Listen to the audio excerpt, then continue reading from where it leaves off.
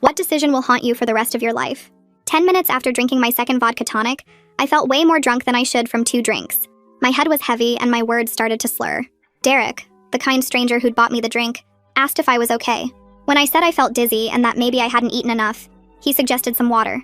He ordered it from the bartender again, but when I drank it, the dizzy feeling got worse instead of better. The light seemed too bright suddenly, and when I tried to focus on Derek's face, it kept sliding out of focus. I told myself I was being paranoid, that I'd just drunk too fast. Derek moved closer, putting his hand on my lower back to steady me, and said maybe I needed some fresh air.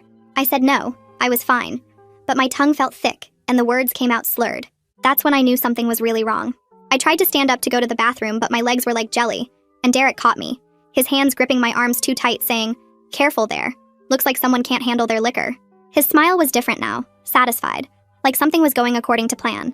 The bartender glanced over but just saw what looked like a drunk girl with her boyfriend. I tried to say I needed help, but it came out as mumbling, and Derek laughed loudly, performatively, telling the bartender, "She's had a few too many, I better get her home." The bartender nodded and turned away, and I wanted to scream that this wasn't my boyfriend, that something was wrong, but my mouth wouldn't work right. My tongue felt huge and numb in my mouth. Derek's arm was around my waist now, practically holding me up, his fingers digging into my ribs, and he started walking me toward the door. I tried to resist, but my muscles weren't responding properly, like the connection between my brain and body was severed, and he was so much stronger. My feet were dragging, and he was basically carrying my weight. My vision was starting to tunnel and blur at the edges, darkness creeping in from the sides. Everything was happening in slow motion, but also too fast. We passed a table of women, and I tried to catch their eye, tried to mouth help, focusing all my energy on making my face work. But Derek said cheerfully, "Sorry, ladies, girlfriend had too much." And they just smiled sympathetically.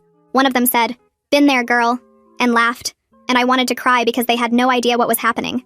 My phone was in my purse, and I tried to reach for it, but my hands were too clumsy, fingers not closing right, and Derek took my purse, saying, "I've got it, baby, don't worry." The way he said baby made bile rise in my throat. He was steering me through the crowd now, and people were stepping aside, seeing what they expected to see, just another drunk girl being taken home. I tried to grab onto a chair as we passed, but my fingers wouldn't grip. Derek noticed and pulled me harder, whispering in my ear, "Stop making a scene or this gets worse." The cool air outside hit me, and for a second I felt more alert, the shock of temperature change clearing my head slightly.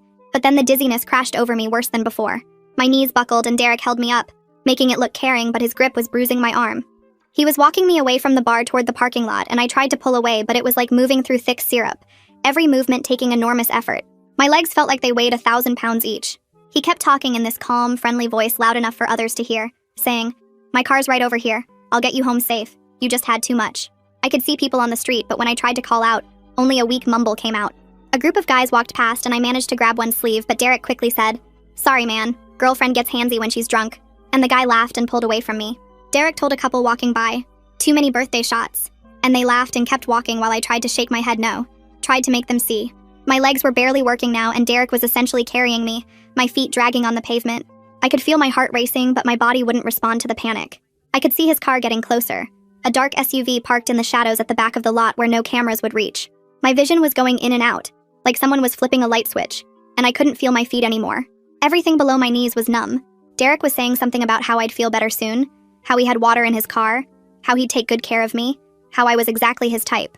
We were at his car now, and he was opening the back door, not the passenger door, the back where no one would see me, where I'd be lying down, trapped. The interior was dark and looked like a mouth waiting to swallow me. I tried one more time to scream, but nothing came out except a whimper. He was lifting me into the car, arranging my limp body on the seat, and I couldn't fight him, couldn't move, could barely keep my eyes open. The last thing I heard before everything went dark was Derek saying, "Don't worry, it'll all be over soon."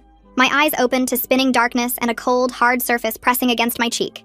The ceiling fan above me turned in slow circles, each blade catching morning light that stabbed through my skull like needles. My mouth tasted like metal and something chemical, my tongue too big and dry against my teeth. I tried to lift my head, but it weighed 100 pounds, and the movement made my stomach roll.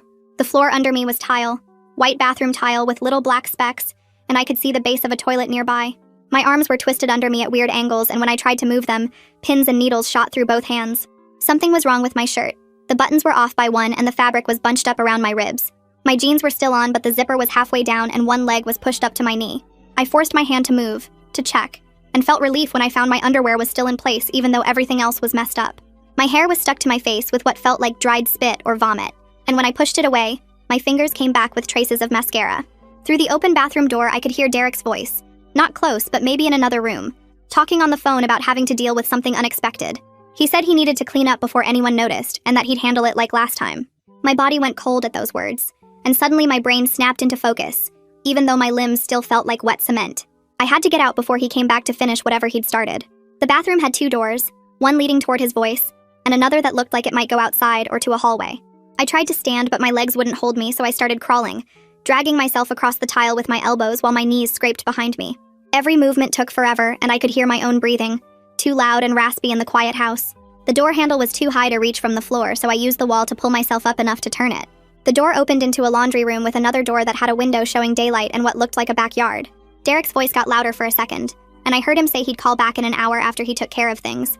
My fingers fumbled with the deadbolt on the back door, missing it twice before managing to turn it, and then I was outside in grass that was wet with morning dew. The cold air hit my bare feet, and I realized my shoes were gone, but I didn't care. I just started moving away from the house. My legs worked better now, but still felt like rubber, and I had to use fences and walls to stay upright as I stumbled between houses. I didn't recognize the neighborhood at all, just rows of similar-looking houses with neat lawns and no people visible anywhere. A dog started barking as I passed 1 yard, and I tried to run but only managed a weird shuffling walk. My vision kept going fuzzy at the edges, and I had to stop every few steps to keep from falling over. Finally, I saw a busier street ahead with actual traffic, and I pushed myself toward it, my feet leaving bloody prints on the sidewalk from stepping on something sharp. A woman walking a small white dog came around the corner and stopped dead when she saw me. I tried to say help, but it came out as a croak, and then my legs gave out completely and I went down hard on the concrete.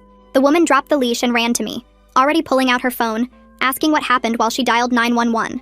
I managed to say drugged and the name Derek before everything started spinning again. The woman stayed with me, telling the operator we needed an ambulance immediately, giving the street names while her dog sniffed at my hair. Sirens came fast, or maybe it just seemed fast because time wasn't working right in my head. The paramedics lifted me onto a stretcher and started asking questions I could barely process. They wanted to know what I took, how much I drank, if I knew where I was. I told them about the bar and Derek buying my drinks and then waking up in the bathroom, but the words came out jumbled and wrong. They put an IV in my arm and kept checking my pupils with a light while we drove. One of them found my phone in my pocket, screen cracked but still working, and asked who they should call. I gave them Cameron's number and they used their radio to have someone contact her. At the hospital, they wheeled me straight back to a room and a nurse started taking my vitals while asking more questions. They wanted my clothes for evidence and gave me a hospital gown that felt like paper against my skin. Cameron burst through the door about an hour later, her hair messy like she'd just woken up, and grabbed my hand so tight it hurt. The ER doctor came in and explained they needed to do an exam to collect evidence and document injuries. Cameron's face went pale, but she nodded and said she'd stay with me through everything. The exam was awful, with the nurse taking pictures of bruises on my arms where Derek had grabbed me, and more on my ribs from his fingers. They used special swabs and put everything in labeled bags while explaining each step in a gentle voice. A detective named Nathan Briggs showed up while they were finishing and introduced himself as the one assigned to my case. He had a notebook and wrote down everything I could remember about the car, trying to piece together the route Derek took and details about the house. The toxicology screen came back negative for the common drugs they test for, and Nathan explained that GHB leaves the system fast. He said they'd do a hair test in a few weeks that might show something, but I could tell he was worried about proving what happened. Cameron went into full investigation mode after that, taking her friend who knew about computers back to the bar. They talked the manager into checking the security footage and found Derek on camera at the bar, clearly showing him buying my drinks. Back at our apartment, I couldn't sleep at all, checking the locks every few minutes and jumping when the heater kicked on. Cameron dragged her mattress into my room and set up her laptop with some kind of security program that would alert us if anyone tried the doors. The next morning, my phone rang while I was staring at my coffee, unable to drink it. Nathan's voice was steady when he told me they'd tracked down the guy from the bar footage. His name was Derek Holbrook, and he'd paid with a credit card, which made finding him easy. The worst part was when Nathan said Derek had no criminal record at all. My stomach turned because that meant he'd probably done this before and just never got caught. 2 days later, a woman from Victim Services came to the apartment with a folder full of papers. She sat at our kitchen table and walked me through what would happen next in the legal system. She helped me fill out forms for a restraining order and gave me the number for a therapist who worked with people who'd been through stuff like this. The paperwork took forever, and my hand kept shaking while I wrote. That night, I was lying in bed when something clicked in my brain about the car ride. I remembered grabbing at Derek's ear when he was putting me in the SUV and feeling my earring come off. I'd pushed it down into the seat crack with my fingers before passing out completely. I called Nathan right away, even though it was past midnight, and told him about the earring. He said that detail could help them get a warrant to search Derek's vehicle since they already had the bar footage showing him leaving with me. Cameron spent the whole next day on her laptop searching local Facebook groups and community pages. She found 2 posts from different women describing a guy who looked just like Derek who'd bought them drinks at bars in the same area. One woman named Freya had written a really detailed post about waking up confused with gaps in her memory after meeting a friendly guy at a bar. Nathan contacted both women through the police department's official channels, and Freya agreed to come in and give a statement. 3 weeks after the attack, the hair follicle test results finally came back from the lab. The test showed GHB metabolites in my hair from the exact time frame of that night at the bar. A prosecutor named Valentina called me herself to explain that this evidence made the case much stronger. Her voice was confident when she said they could prove I'd been drugged without my knowledge. But then Derek hired a lawyer named Jace who started telling everyone his client was just trying to help a drunk woman. The lawyer claimed I'd been willing to go home with Derek and that he was being a gentleman by taking care of me. Reading his statement in the newspaper made me throw up in the bathroom while Cameron held my hair back. Valentina called again and warned me this was normal defense strategy and not to let it get to me. A week later, Nathan called with good news about the search warrant. They'd found my earring exactly where I said it would be, wedged deep under the back seat of Derek's SUV. The crime scene photos showed it pushed so far into the seat crack that it couldn't have gotten there by accident. Nathan said this proved I'd been in his vehicle, and that my memory of that detail was accurate. The victim advocate arranged for me to meet Freya at her office downtown. We sat in uncomfortable chairs drinking bad coffee while comparing what happened to us. The similarities made my skin crawl because it was the same pattern every time. Same type of bar in the same area of town. Same friendly approach in buying drinks. Same dark SUV parked away from cameras. Same gaps in memory and waking up confused. Freya grabbed my hand when she talked about the shame she felt for months thinking she'd just drunk too much. A detective who worked with computers called Nathan while we were still at the advocate's office. They'd gotten into Derek's cloud storage with a warrant and found deleted videos on his account. Nathan's voice was tight when he told us the videos showed other women who were clearly unconscious. Valentina called an emergency meeting that afternoon and said this discovery changed everything. They were building a much bigger case now with multiple victims over several years. The prosecutor's office was bringing in extra resources and treating this as a serial predator investigation. Then Nathan got a call from Bradley, who'd been working the bar that night. Bradley remembered seeing Derek lean over my drink when I'd turned to look at something. He hadn't thought much about it at the time, but now he was sure he saw Derek drop something into my glass. Bradley came to the station that day to give an official statement about what he'd witnessed. His description matched exactly with when I'd started feeling dizzy and confused at the bar. 2 days later, Nathan called me at work to say they were arresting Derek that afternoon. I left my desk immediately and drove to the police station where Nathan showed me the arrest plan on his computer screen. They'd tracked Derek to his job at a tech company downtown and planned to take him there instead of at his house. Nathan said public arrests sent a message and made it harder for suspects to destroy evidence. I watched the live feed from a patrol car's dash cam as 3 police cars pulled up to the glass office building at exactly 2:30 p.m. Officers walked through the lobby past the confused receptionist who stood up from her desk. The elevator ride to the 7th floor felt like it took forever, even though I was just watching a screen. When the doors opened, Derek was standing at a whiteboard presenting to a room full of colleagues through a glass conference room wall. The officers knocked and Derek turned with this annoyed expression that changed to shock when he saw the badges. His coworkers all stood up as the officers entered and one started recording with his phone. Nathan turned up the audio so I could hear the officer reading Derek his rights while his hands were cuffed behind his back. Derek kept saying there must be some mistake and asking if he could call his lawyer. His boss came out of another office demanding to know what was happening. The officer told him Derek was under arrest for multiple counts of kidnapping and sexual assault. Everyone in the office stopped working and stared as they walked Derek past all the cubicles to the elevator. By 6 o'clock that night, the arrest was on every local news channel. The reporters called him a suspected serial predator and showed his employee photo from the company website. My phone started buzzing nonstop with texts and calls from people who recognized him. Old college friends messaged asking if I was okay because they'd heard rumors something happened to me. Coworkers who didn't know why I'd been out sick suddenly understood. My aunt called crying because she'd seen it on Facebook. The next morning was Derek's bail hearing at the courthouse downtown. I sat in the back row between Cameron and Nathan watching Derek in an orange jumpsuit and shackles. His parents were in the front row and his mother kept dabbing her eyes with tissues. The prosecutor stood up and described Derek as an extreme flight risk with financial resources and connections in other states. She detailed the evidence against him, including the GHB in my system and multiple victims coming forward. Derek's lawyer argued for reasonable bail, saying his client had no prior record and strong community ties. The judge set bail at $500,000, citing the serious nature of the charges and the risk to public safety. Derek's parents whispered to each other, then nodded to the lawyer who said they would post bond. The judge ordered Derek to surrender his passport and wear an ankle monitor with GPS tracking. He couldn't leave the county or have any contact with victims or witnesses. 2 weeks after the arrest, I tried going back to my office job, but couldn't focus on spreadsheets and emails. Walking through the parking garage to my car triggered a panic attack that left me hyperventilating against a concrete pillar. The fluorescent lights reminded me of the bar, and every man in a suit looked like Derek from behind. My supervisor found me crying in the bathroom after a meeting and suggested I work from home for a while. She set me up with remote access to everything and said to take whatever time I needed. I started working from my bedroom with Cameron checking on me between her own shifts. 3 days into working from home, Nathan called with news about more evidence. The owner of a bakery near the bar had seen the news coverage and remembered she had security cameras facing the street. She'd gone through her footage from that night and found Derek's SUV driving past at 11:47 p.m. The timestamp matched when he would have been taking me to his house based on when I'd escaped. Nathan sent me a screenshot from the video and I could see my silhouette slumped against the back window. The image made me sick. but also validated that my memories were real. Cameron took over managing my daily life when she saw I wasn't eating or sleeping properly. She organized our friends into shifts so someone was always available if I needed them. Her friend Sarah came over Tuesday mornings with coffee and stayed while Cameron went to class. Another friend named Alan took Thursday afternoons and helped me organize the victim advocacy paperwork. Cameron's boyfriend picked up my prescriptions and groceries, so I didn't have to leave the apartment. They created a group text to coordinate who was bringing dinner each night. The fierce protectiveness of this makeshift family made me feel less alone as the legal process dragged on. After Derek's arrest made the news more, women started contacting the prosecutor's office. Valentina called to tell me 2 more victims had come forward that week with similar stories. By the end of the month, 7 women total had made reports spanning 3 years. Each one described the same pattern of meeting Derek at bars in the same part of town. Same friendly approach and buying drinks. Same dark SUV. Same gaps in memory. Valentina said this established a clear predatory pattern that would strengthen all our cases. The therapy sessions Valentina recommended started 3 weeks after the arrest. The therapist specialized in trauma recovery and had a small office with soft lighting and plants everywhere. The first session I could barely speak through the crying. She didn't push me to talk about that night right away. Instead, we talked about why I felt guilty for accepting a drink from a stranger. The second session was harder when she asked me to describe what I remembered without judging myself. I threw up in her bathroom afterward.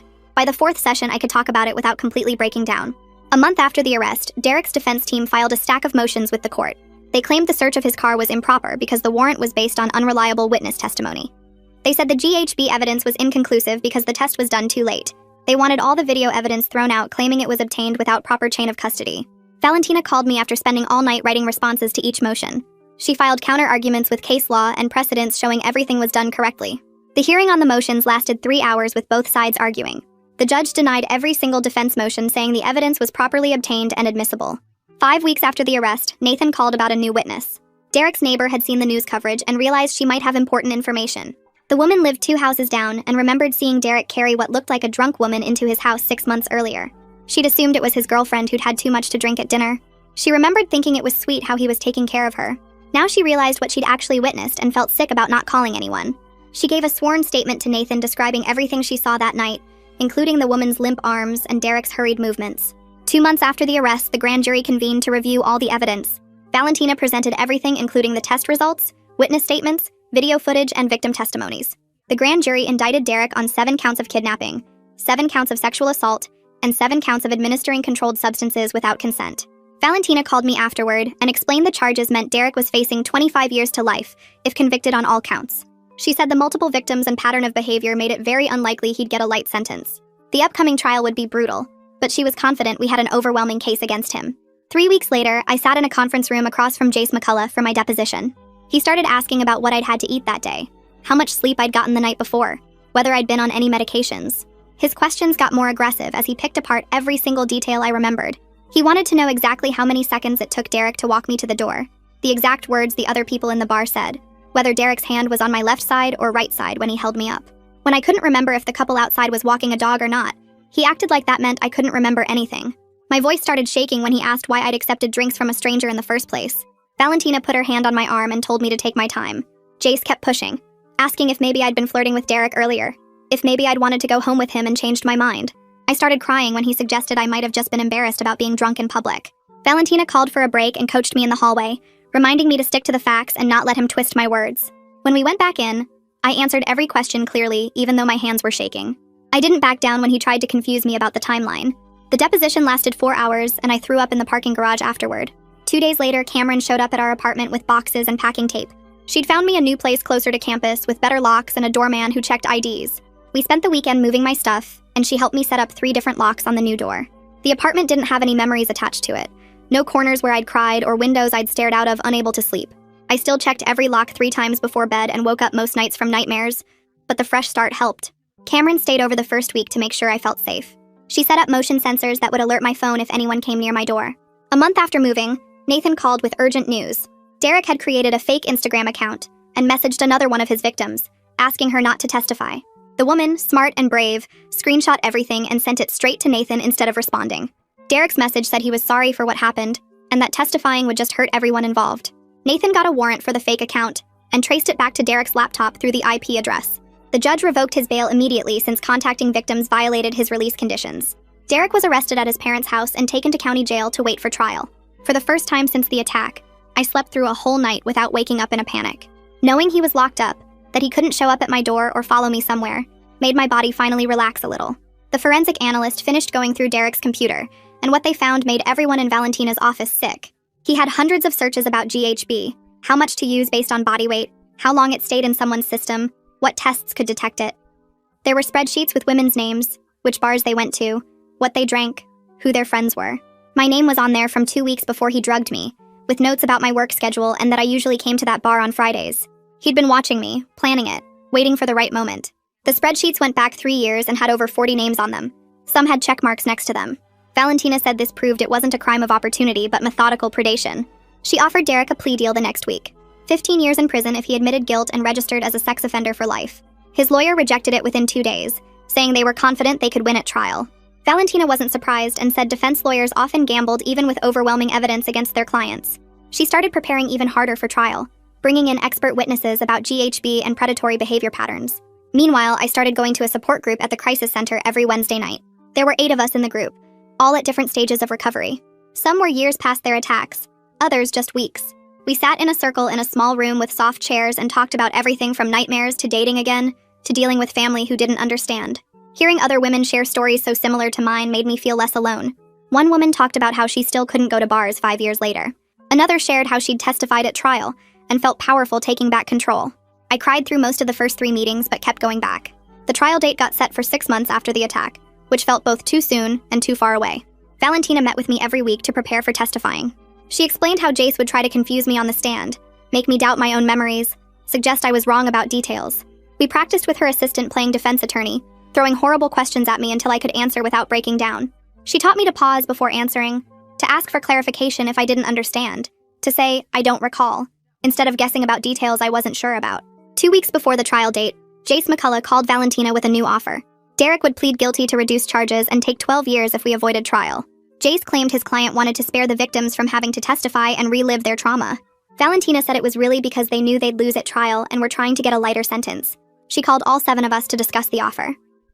We met at Freya's apartment on a Saturday afternoon, sitting around her living room with coffee and tissues. Each woman shared her thoughts about testifying versus taking the plea.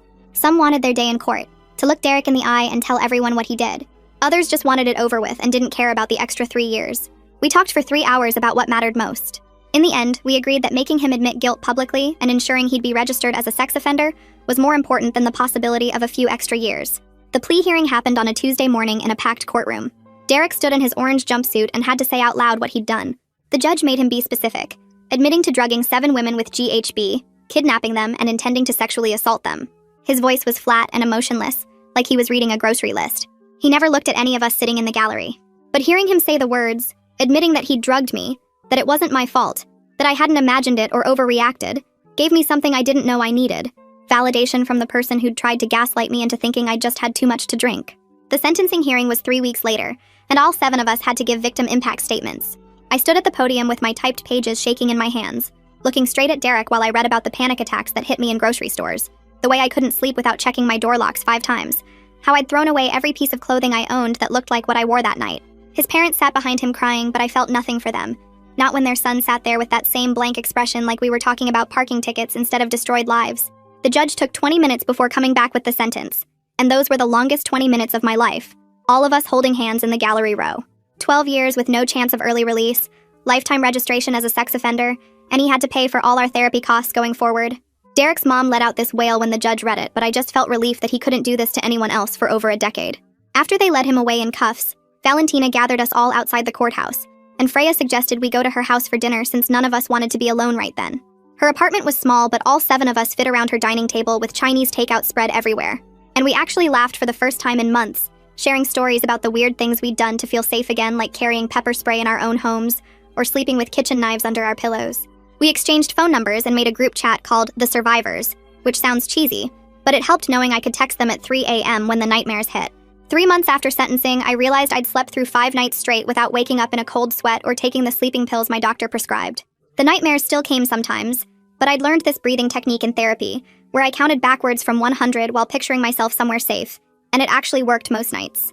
Cameron signed us both up to volunteer with the campus safety organization, and we spent Tuesday evenings teaching other students how to watch their drinks, how to spot someone who might be drugged, what to do if your friend seems too drunk too fast. I'd stand in front of these rooms full of 19-year-olds and tell them my story, and watch their faces change from bored to shocked, too determined not to let it happen to them or their friends. 6 months after the trial, Nathan called me out of the blue to tell me Derek had been attacked by another inmate and was in protective custody now, spending 23 hours a day in a cell by himself. I waited to feel something, anything, but there was just emptiness where my anger used to be, like he'd become irrelevant to my life even though his actions shaped everything about it now. Cameron introduced me to this guy from her economics class who knew about what happened to me, but didn't treat me like I was made of glass. We went for coffee first, then lunch, then actual dinner dates where he let me pick the restaurant, and always made sure I sat facing the door because he'd noticed that made me more comfortable without me having to explain. He never pushed for anything physical, letting me reach for his hand first after 2 months of dating, waiting for me to initiate our first kiss after 3 months, never making me feel broken for needing things to go slow. The bar where it happened made all these changes after our case got media attention, installing drink testing kits at every table, training their staff to spot signs of drugging, putting up signs in the bathrooms with the number for a safe ride service. They added cameras covering every inch of the parking lot too after people online dragged them for having blind spots where Derek's car was parked. A year after the attack, I walked into my therapist's office, and she said we could move to monthly sessions instead of weekly, because I'd made so much progress with my coping strategies. I'd gone from barely able to leave my apartment to living an almost normal life again, though normal now included constant awareness of my surroundings and never accepting drinks from anyone. Freya called me with this idea about starting a nonprofit to help other survivors deal with the legal system, since we'd both struggled so much with understanding the process and knowing our rights. We found this small office space downtown that a women's foundation helped us pay for, and spent weekends setting up desks and filing systems, creating resource packets for women going through what we went through. We held our first support group meeting the following week, with just 3 women who'd found us through word of mouth, sitting in folding chairs we'd bought from a thrift store, while I passed around homemade cookies and tried not to let my hands shake. My boyfriend picked me up after that meeting and noticed I'd been crying but didn't push when I said it was good tears, just drove us to get ice cream and let me eat it in comfortable silence. 6 months into dating, he asked if I wanted to look at apartments together, and I surprised myself by saying yes. Then spent the next week making lists of security features I needed, like deadbolts and window locks and a doorman if possible. We found a place on the 3rd floor with good lighting in the hallways and neighbors who actually looked up when you walked by, and the first night there, I slept through until morning without waking up to check the locks even once. The nonprofit grew faster than we expected when a local news station did a piece on us, and suddenly we had 20 women calling for help navigating police reports and court dates and victim compensation forms. Each woman who walked through our door reminded me why this work mattered, like the college student who cried. When I explained she wasn't crazy for not remembering everything perfectly, or the mother of 2 who thought no one would believe her because she'd been drinking. My boyfriend proposed on a random Tuesday while we were cooking dinner, getting down on one knee right there in our tiny kitchen with pasta boiling over on the stove behind him. 2 years had passed since Derek's sentencing, when I opened my email to find an acceptance letter from the law school downtown, with a full scholarship designated for survivors of violent crimes. Valentina wrote me a recommendation letter that made me sob at my desk, and Nathan sent a congratulations card with a note saying the prosecutor's office needed more people who understood what victims really needed. Cameron called me screaming with excitement about her own engagement, and before I could even process it, she was asking me to be her maid of honor, saying she couldn't imagine anyone else standing next to her. Her bachelorette party was at a wine bar downtown, and I nursed the same glass of water all night while the other girls got tipsy. But I actually had fun watching Cameron open embarrassing gifts and hearing stories about her fiancé's terrible dancing. The letter from the parole board came 3 years after Derek went to prison, requesting victim impact statements for his first eligibility hearing. All 7 of us wrote letters describing the ongoing effects of his crimes, the therapy bills, the nightmares, the way we still looked over our shoulders in parking lots. The board denied his request in less than 5 minutes of deliberation, noting his continued refusal to take responsibility and the calculating nature of his systematic predation. My wedding was small, just 40 people in a garden with Cameron standing beside me, and Freya reading a poem about survival and new beginnings. Valentina sat in the front row next to Nathan and his wife, and seeing them there felt like having my chosen family witness this next chapter. The grant application Freya and I had worked on for months finally came through with enough funding to hire 3 full-time advocates and expand our services across the state. We'd helped over 200 women by then, changing how multiple counties handled drugging cases and getting 3 other bars to implement the safety protocols that might have saved me. 5 years after that night at the bar, I was sitting in my bathroom staring at a positive pregnancy test while my husband held my hand. The fear was still there, would probably always be there in some form, but it was quieter now, overshadowed by genuine excitement about bringing a child into a world where I finally felt safe enough to protect them. The decision that haunts me now isn't taking that drink from Derek. It's all the times before that night. When my gut told me something was off with a guy and I was ignored it, told myself I was being paranoid or rude or difficult, because that's what we're taught to do instead of trusting ourselves. Well, folks, that's it from me today. Thanks for sticking with me and letting me throw my thoughts and questions out there along the way. I really appreciate it. Like the video, it helps more than you think.